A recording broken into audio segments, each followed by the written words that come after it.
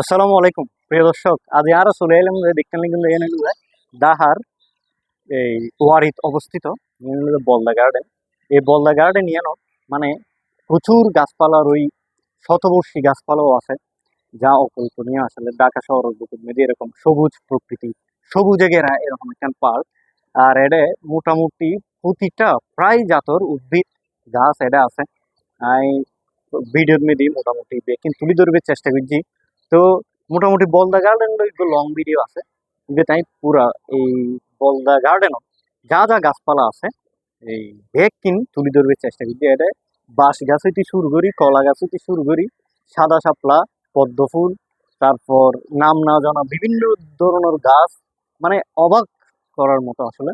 তো এই বেগ কিনাই ভিডিও তুলে ধরছি।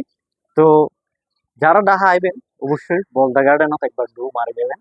আর এই এদের যে সবুজ শ্যামল প্রকৃতি অবশ্যই উপভোগ করে যাবেন। তো বেকুন ধন্যবাদ, ভালো থাকবেন, আসসালাম।